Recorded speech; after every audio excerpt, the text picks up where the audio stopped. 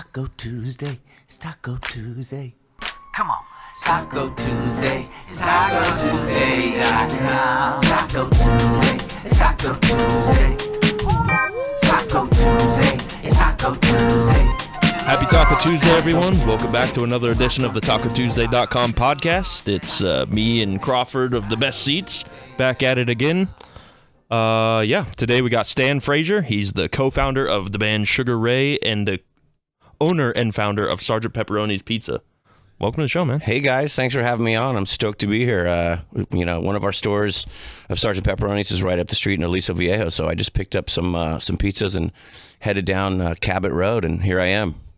Right on. I mean, pizza is one of those things. You know, this is the Taco Tuesday podcast, and we talk about tacos and all the episodes, and anybody who's watched it sees the amount of tacos we've attempted to eat on camera, but people kind of ask, oh, why pizza? But pizza is kind of synonymous in my mind with tacos. It's one of those ever beloved foods. How did you kind of get with Sgt. Pepperoni's? For sure, and I agree with you on that. You know, tacos, pizza, burgers, that whole thing. It's like the Holy Trinity. My story, people kind of know me from Sugar Ray and that, I was in the band. I was a founding member. I was the primary songwriter, wrote all the big hits. In 2012, we had a really long run. I mean, we got to open for the Rolling Stones. Yeah. And Kiss and, Sex Pistols. I mean, we had a dream career. I mean, it didn't come easy. We got the door slammed in our face 150 million times, but all of our parents were saying like, get a real job, and like, it was hard, I'm not going to lie, that 10,000 hours thing is like a real thing. And so anyhow, we had a great run, it was 4 friends from high school, basically kind of taking on the world. And we had a great run. Our first hit was in 1997. It was called Fly. You guys are old enough to kind of remember that stuff. 100%. Yeah. And so, it took off from then. So from 1997 till about 2010, we were pretty jamming. I mean, we did a lot of the things that we set out to do. I mean, we played at Dodger Stadium. That's something that we bucket list stuff. And like I said, open for the Stones and whatnot. So in 2010, 11, 12, it started all kind of stop and go downhill a little bit, and we were all kind of just going, what are we doing, and so the band was kind of having some internal problems as bands do. It's like having 4 wives, not just one, because you're married to like these guys 24/7, 365. So in 2012 I just made a choice. I'm like, this is going down, and I'm going to get off the Titanic before it sinks, Yeah. And so that's what happened. I left, and my wife's like, what are you doing? Like, that's your job. And I go, well, yeah, but this job's going to end. And I had a great run, 25 years and over that, but that's kind of when we were active. And so I kind of was sitting there going, what am I going to do? My wife's like, what are you going to do with the rest of your life? I go, honey, I've done pretty well with Sugar Ray. I mean, it's not like, we sold 10 million freaking records. Like, I made some money, and I didn't buy a Ferrari. Like, I was pretty smart. I did some real estate investing, and, I was okay with money. I'm like, I'm just going to sit back and figure out what my next move is.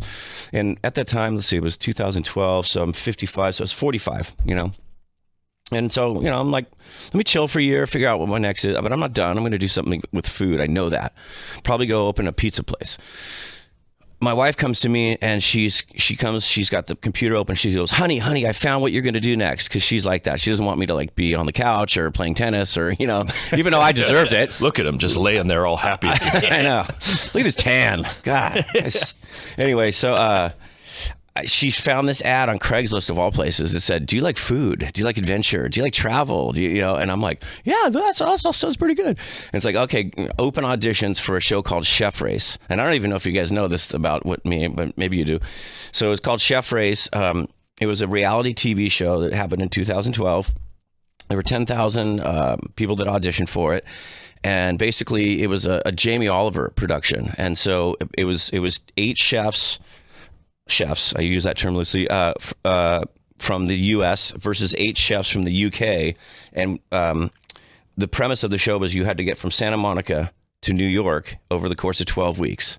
And it was a show about it was like Top Chef, Survivor, Greatest Race, all that stuff combined into one. So basically, anyway, so I went up to audition, 10,000 people, I dropped the Sugar Ray card, I did. I said, hey, I was in the band, and now I've been cooking my whole life.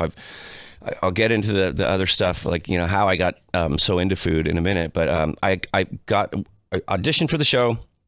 And I thought, they're never going to pick this guy. I mean, I'm a drummer, and I'm not a properly trained chef. Anyway, like 2 days later, I get a phone call, and they're like, "You have been selected as one of the 8 contestants on." You know, I'm like, "Holy shit!" So now what am I going to do? So my wife's like, "You got to do the show," and I'm like, "I don't know. This is pretty gnarly. Like, look, you have to go from like Santa Monica to. They didn't tell us very much about it either. So I'm like, I'm kind of quaking in my boots. You know, I'm like, what if it's like, you know, like it's going to be really hard for me because I just came off, like, we were flying private planes. We were staying in the Four Seasons hotels. Yeah. We had the life of luxury, you know, in the band. I mean, people were like waiting on us hand and foot. I don't think I did a load of laundry for 10 years. You know, people would just send out the... See, that sounds like the nicest perk. Yeah, it was really nice. And so now it's like, oh, yeah, I got to get a backpack, fill it with clothes, and I'm allowed to bring, you know, one cooking like instrument. So I brought my peeler. I brought a garlic press, and then you were allowed to bring 2 spices, and I brought sumac and salt. So I mean, nice. I was just like, I'm like, what am I doing with my life? I don't need to be doing this. My bank account looks good right now, you know. And so my wife's like, no, you got to do it just to prove that you can do it. And I'm like, oh, okay. So I go to Santa Monica, spend the night in the hotel. The show's starting like the next day, and this is a really long way around to getting Sgt. Pep's, but I think it's important. I like it. This is perfect. So I go on the show, and I meet all the producers. Day 1. I meet all the other contestants. The show is called Chef Race, and it is on iTunes. So if you do want to check it out, you can just go on iTunes and Google this. Chef Race. Yeah. It was on BBC America, which it was on NBC. I wouldn't even be sitting here right now. I'd probably be like having like 4 shows because what happened was, you know, here I am. I'm the grunt. I'm the only untrained chef. Everyone on the show is like either a properly trained chef. There was a couple guys that had like multiple restaurants. I think there was even a guy maybe with like a Michelin star. Anyway, we get on the end of the Santa Monica Pier, and they're telling us, okay, your next challenge is you have to be in Vegas by tomorrow at 5 p.m. Go. We're like, go? How are we doing that? They take your money, they take your wallet, they take your phone. You don't have any of that stuff. And you have to barter or beg your way, or you have to use your culinary skill, your business savvy. You have to use all that stuff to get to Vegas in like less than 12 hours. And you're like, oh. And so, yeah, we just start going up to people and knocking on doors. Hi, we're on the show. You've got the cameras. So people are like, okay, hi, we're on this show, Chef Race, and we've got to, you know, make $400 to get a ride out to Vegas, or can we borrow your car, or can we sleep in your house? It was that gnarly. Like, we just didn't, and we didn't want to lose, because if you lose, you can get kicked off the show. And by the way, the grand prize was whoever won the show after 12 weeks won $100,000. So it's pretty solid payout. Pretty solid for a reality show. So week number 1, you know, we get to the thing, we had the challenges, we did all the stuff, and then this guy ends up in the, you know, I think they call it. It's like where you have to cook your way against the other 2 people who performed like the worst, right? So in the first week, I'm already in the shitter. You know, I'm like, oh, God dang it. You know, I'm bummed out. I'm like, what am I going to do? So elimination challenge, that's what it's called. So it's me and 2 other chefs, and we have to cook. Basically, they presented us a dish, a really nice dish at this restaurant in, I forget where it was. I forget, but anyway, we had to replicate this dish, this like 5-star dish, you know, and they give us like in 30 minutes, here's the ingredients, go, and you're like, oh, here we go again, you know, and I'm just like sweating bullets. And that first elimination challenge, I beat the other 2 out, so they went home, and I'm like, yes, you know. So it just kept going like that week after week, and I thought every week I'm like, I'm gonna like leave. I'm just gonna call my wife and like have her pick me up. I don't even want to do this anymore. This is stupid. You come get me, please. I know. I was kind of like that, like I want to go home, and so. The next week, you know, same thing happened. I ended up in another elimination challenge, and I beat the chef out.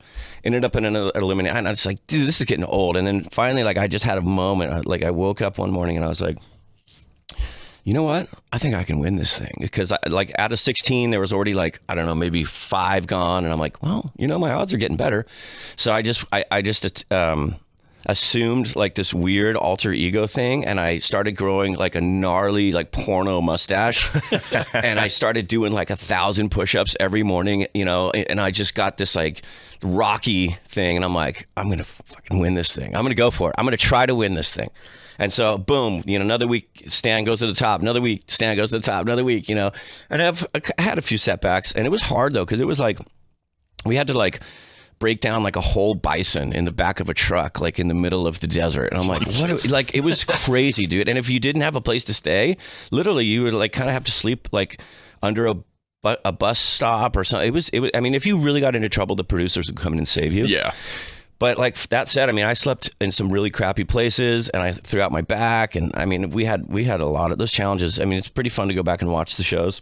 But so anyway, we get to week number 12 and it's me and 2 other chefs in the final. We'd made it to New York and it was like, I'm like sitting there. I'd lost 35 pounds. I have this gigantic... 35 pounds. Yeah. Wow. I mean, you know, I got a little soft after the, you know, at the band, into the band years. It's like a little Elvis-y there for me. But I got this giant mustache. I'm friggin' doing all these push-ups. And the final challenge was we had to set up your own pop-up restaurant.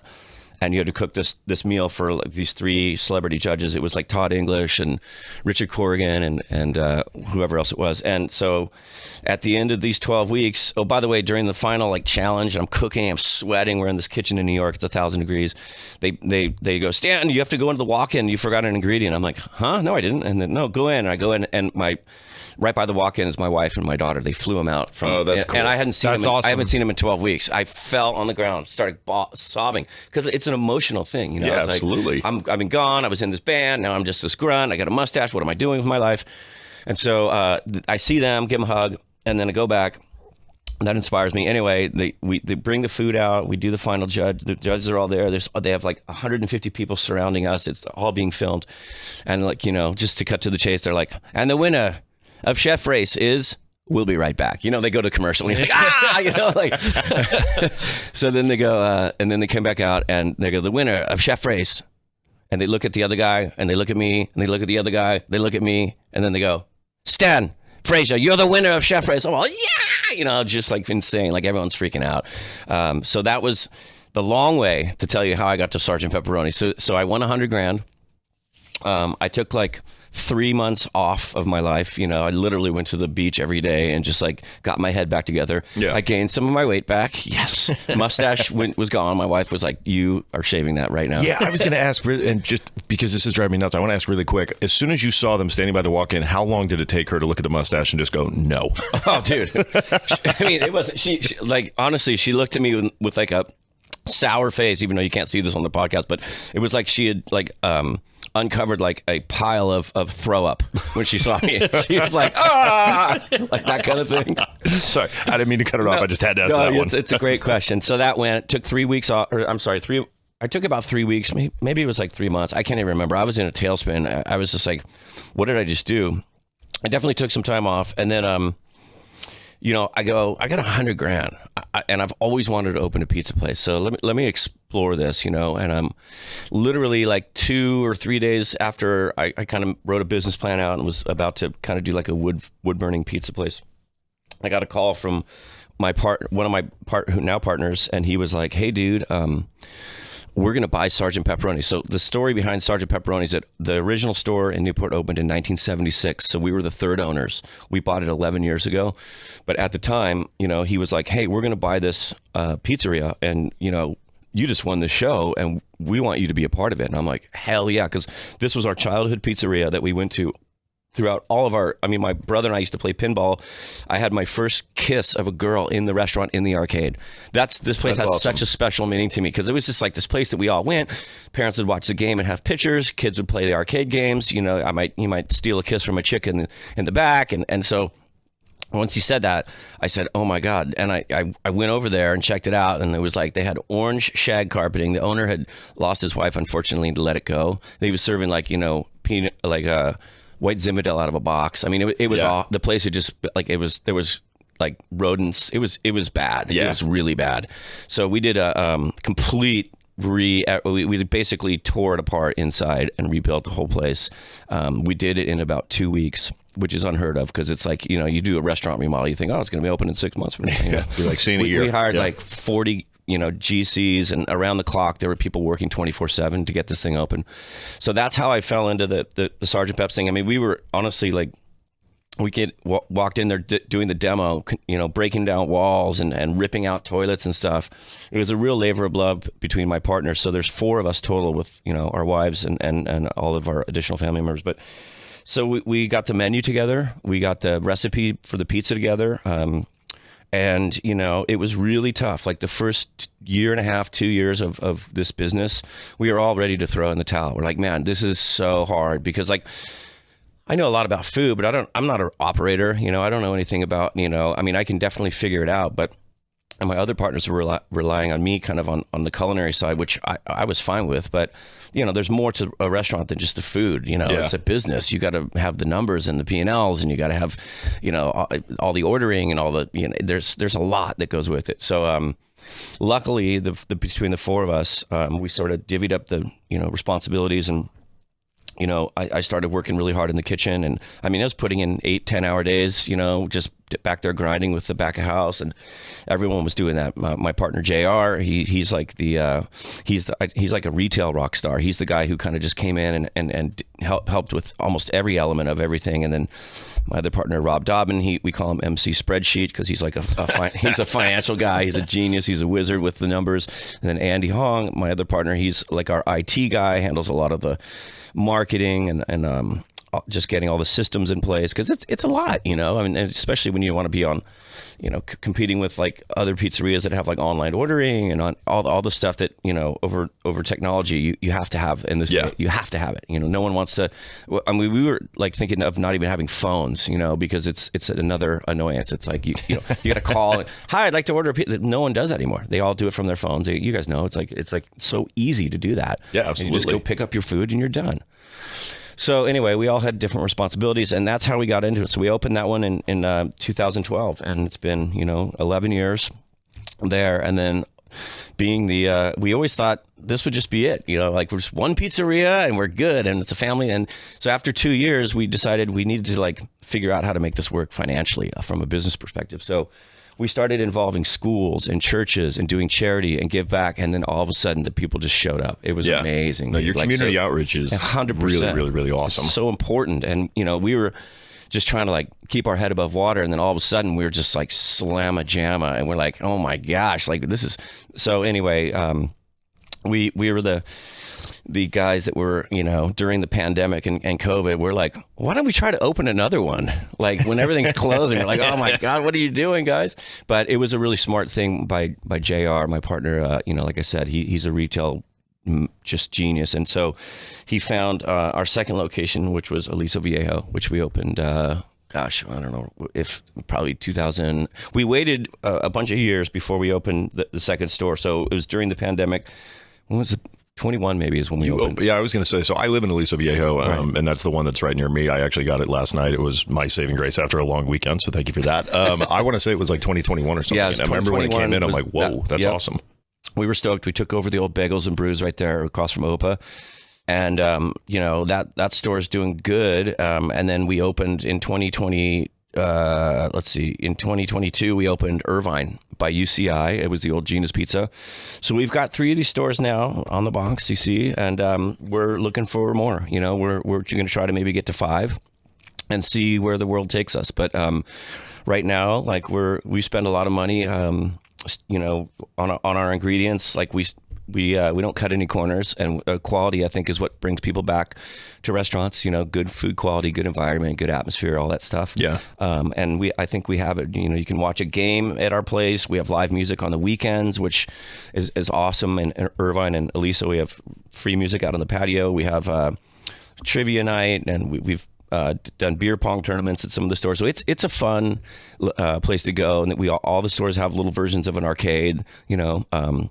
So you can bring your kids, or you can sit there and have a pitcher of beer and listen to music or whatever. But I think, you know, we've exceeded what we expected to do, because I thought we were just going to do 1. Now we've got 3, and we're looking for number 4 right now. So, well, I was going to say, you didn't just open, you know, or take over a pizzeria. You opened. This is subjective. Everybody can have their own opinion, but I would argue that Sgt. Pep's is some of the best in Orange County. So you guys just didn't do a store. You went and did a really, really good job, and you've made them basically community centers, because there's something. I don't know if it's nostalgia or whatever it is, but anybody who's had that classic interaction with the pizzeria, like you said, you go, the parents are watching a game, having beer, you're having, you know, you're in the arcade, you're eating pizza. There's something really awesome and unique about that experience. 100%. And it goes back to what, when we were kids going to the original one in Newport and having that feeling of it's like our slogan is like peace, love, and pizza, right? I mean, it's like we just try to like really like live that philosophy. Yeah. And from the back of the house to the front of the house. I mean, when we have staff meetings and everything, it's like you got to have a smile on your face, and you got to make this customer experience like really, really good. I mean, we could buy real crappy cheese if we wanted to. We could buy real crappy pepperonis. We don't. We spend the money to make the pizza taste good. I mean, we make our own dough and sauce from scratch every single day. It's a scratch kitchen. I mean, I think there's 2 or 3 things that we don't make, and everything else is like, it's a labor of love, but it's worth it. And we see the repeat customers, and it's a family business. I mean, my 18-year-old daughter, she's going off to college like in a couple of weeks, but she worked there. All of my other partners, their teenage kids work there. My wife handles all the Yelp, which is a thankless job. I just want to say thank you, Jennifer, for handling our Yelp reviews, because that's no easy task. It's heroic. It's brutal. It's heroic. That's a great word. And then JR's wife, she does like all the baking for all of our desserts. We do our New York cheesecake and wow bars and all this stuff, to cookies. And then Grace Hong, she does a lot of our HR and personnel stuff. So everyone has their own. It's weird. It's like there's 4 partners, but with our wives that's 8. But everyone has a specific job that like it just kind of like, oh, you're good at that, do that. You're good at that, do that. And there's no doubling up. There's no redundancy in our partnership group, which is so wild, because you think about it and like there's got to be like, well, I don't really know. That guy's not really contributing. I think everybody contributes a lot, which is really a unique kind of partnership. And I don't think we've had more than one like little hurdle or one little argument in over 10 years with 8 people, which is that's pretty unheard of. Yeah, that's unheard of. It's a beautiful thing, and we're happy to keep it going. We're like I said, we'll probably have our 4th location identified pretty soon, because I know that we're actively looking. So we'll see. I'll let you guys know, but. Maybe Huntington Beach, maybe another Irvine spot. I say Huntington Beach. We're thinking about it. Yeah, HB is a good spot for that family environment. Yep. It's 100% right out on the coast. Just kind of do this up and down the coast if we can. Just happens to be where I live. There you go. Yeah. And by the way, we used to do the pizza of the month every month, which makes sense, right? You get 12 pizzas per year. We started doing it, and people were like. They got wind of it, and at the end of the month, and then it was away, and then we get all these disgruntled people saying, "What do you mean I can't get that pizza?" Well, it's the pizza of the month. It's gone on the 31st or the 30th or whatever. So we started doing the pizza of the month for 2 months. So we really do 6 annually. So so they're there for 2 months. So the people have a chance to, once we market it, they have a chance to come in. Maybe they are traveling or something. So we just missed. We had an al pastor. We had a birria pizza. We love, obviously, we live in Southern California, and we have some of the greatest Mexican food. Your podcast is called Taco Tuesday. I mean, I'm a taco junkie, body by tacos, look at like Me too. Yeah. I'm a member of that gym. Yeah.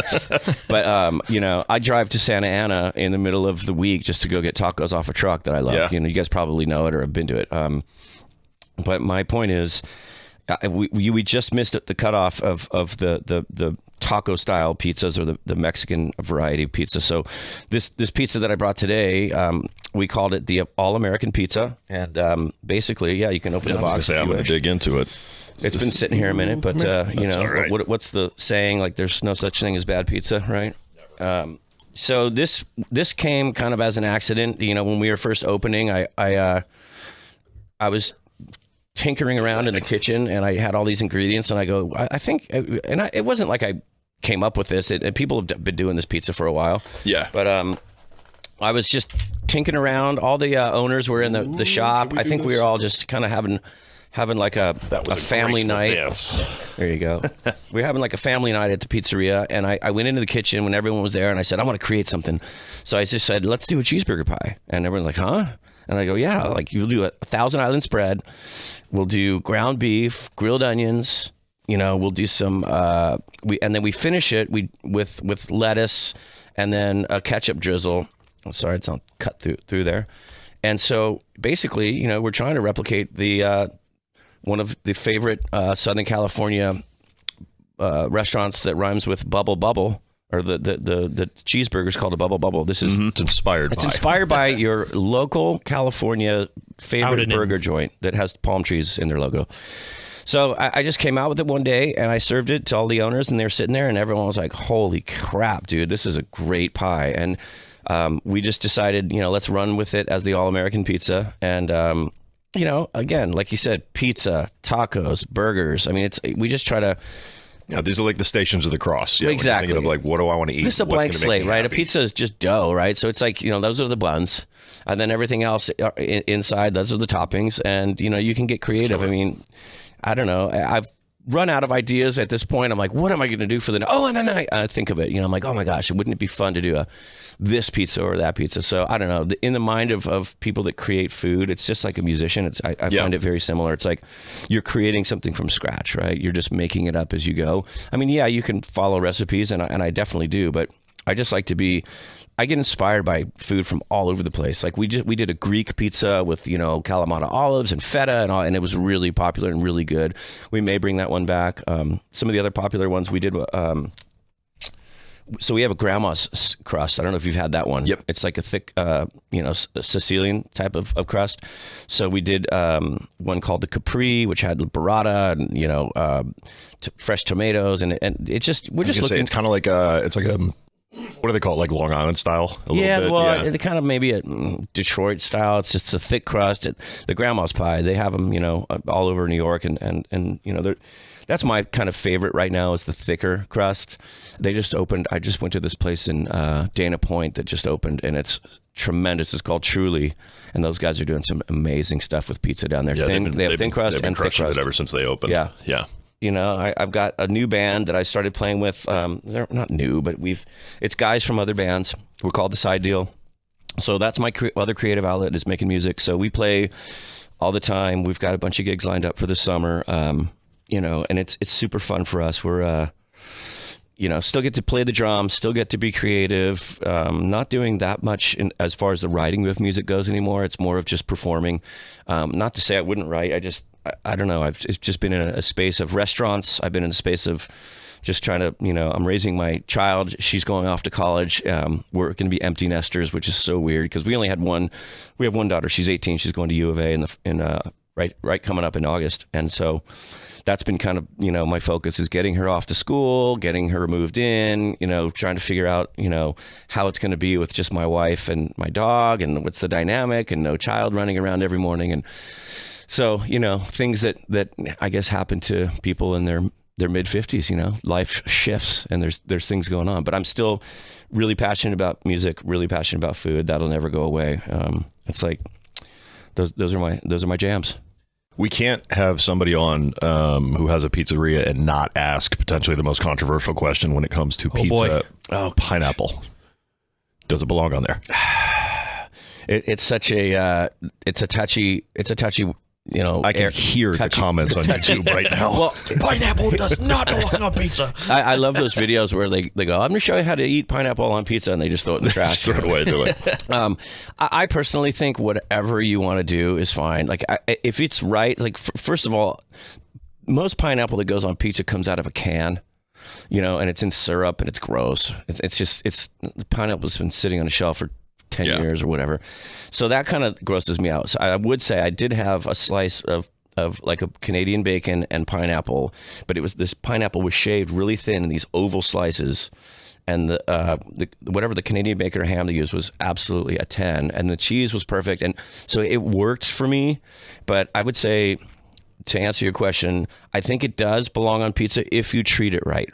But you can't use the stuff out of the can, and you can't use big, chunky, gross, like thick pieces of ham. Like I think it has to be delicate, thinly sliced, and really cared for. I mean that's kind of like at Sgt. Pep's. I mean we go like the extra step to do a lot of things, which a lot of restaurants don't do. So I'm going to say yes, but send me your hate letters to 704 Walnut Lane. No, I don't know.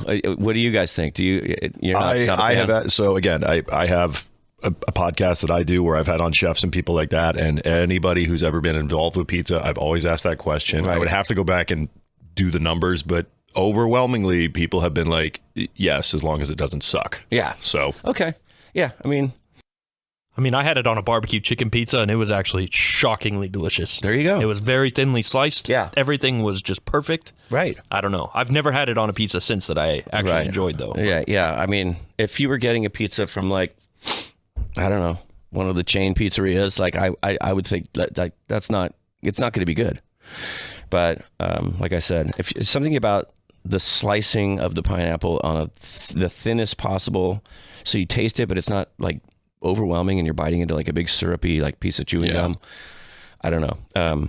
I think the world is open to all different flavor combinations on pizzas. Like I said, this is the dough is the vehicle. So like whatever you can dream up. I mean, we had our marketing person this morning said like, what about a Reuben on a pizza, like the sandwich? I said, I don't know. That sounds kind of good. I mean, I'm not opposed to it. I'm not opposed to it. I mean, you'd have to get the pastrami right. You would have to get like, you know, the ingredients correct. There would be some R&D. There would be some R&D. I'm like, you know, but it's not out of the question. I mean, I think I thought it would be really funny to do like a, almost like you have to sign a waiver for this pizza to eat it. Like where it's like, I call it like the El Diablo, right? And just like make it so fiery that like, you may not sell that many of them, but we have something to talk about.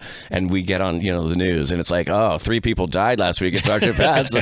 All these content creators are going to be coming into your restaurant like, well, we're doing the Sergeant Pep's challenge. Yeah, dude, for sure. I think we could blow up. An influencer killed by a pizza. Totally. Well, we did a collab with Shirley's Bagels a bunch of years back, and you know they made a bagel this big, 18 inches, and we sliced it in half. Yeah, and I think Eater or one of the big, you know, they picked up on it, and that went crazy viral for us. I don't know why we haven't done that. We need to do the bagel pizza again. It was freaking delicious. Yeah, this is for whatever, totally unrelated. Yeah. I worked at the Irvine Improv Comedy Club for about 10 years. Awesome job. But we had this trash can that we would dump all the drinks in, you know, the show's end. So we cleared all the tables, dump all the drinks in one trash can. And you gotta take this big thing out. We called it Big Stink. And you were talking about big things of sauce. Earlier that night, like right towards the end of the shift, I spilled this whole thing of ranch, went down my shirt, into my pants. I mean, it was a nightmare, you know? And then I went to take that trash can out, and it hit like a little step thing. So I tried to get in front of it to pick it back up. The whole thing, head to toe, covered in people's... Oh, that's disgusting. Yeah. Yep, I was like, Big I'm stink. out of here. Yeah. I love that Irvine Improv. My wife and I go there occasionally and see comedy, but I never, maybe I saw you there. I probably did. I mean, you probably passed. I was there a long time. Yeah. I grew up in that place. Did you? Yeah. Yeah, that's good. That's good. Good living over at the Spectrum. Stan Frazier, thanks so much for coming on, man. Thanks for having me, guys. It's been awesome to hear your story. And by the way, when we get our next, Spanish or Mexican style pizza with either the al pastor or the birria, you know, we'll come back and we'll let you guys taste that one. Yeah, and we'll chit chat some more about, maybe we'll have store number 4 open by then. Who knows? You know? And there'll be a new truck hopefully rolling around doing something. I hope so. Yeah. Rebrand it, please. I mean, we just want someone to go to a good home. So, right. Yep. You guys are going to have a lot of eating to do. So finish up these pies, guys, and then open up that what is that, Herradura tequila over there and get to work. Yeah, that's right. That's for our research and development. Yeah. All right, guys. Thanks, everybody. Thank you so much for tuning in. Happy Taco Tuesday. Real quick, I hear we have a fan, Sophie. Appreciate you. All right, guys. All right. Cheers. Have a good one. I love it.